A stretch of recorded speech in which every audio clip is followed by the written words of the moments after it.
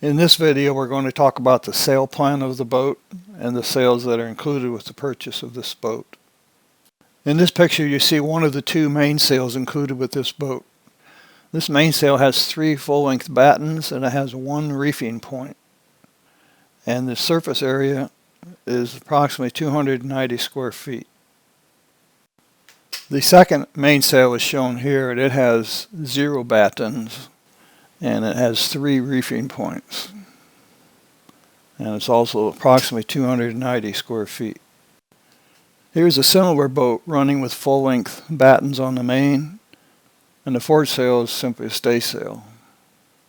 It appears that our second mainsail without battens is designed for heavy weather conditions.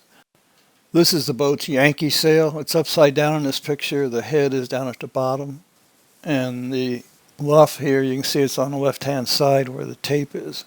This sail measures out to be approximately 312 square feet. This fourth sail is a staysail, and it's approximately 132 square feet, but it has an additional feature.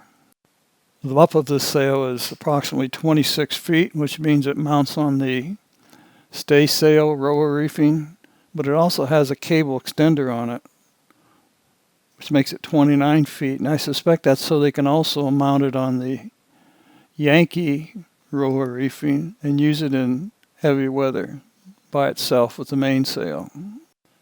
The fifth sail on this boat is another Yankee sail, but it's only 216 square feet, whereas the first Yankee sail we talked about was 312 square feet. And last but not least, we have the para anchor, which is a parachute style drogue you pull in the water. And it holds your boat in a certain position and also lets the boat slip back, which lets the air bubbles from the boat sliding give you a slick which stops the waves from breaking onto your boat. It's very useful in a severe storm.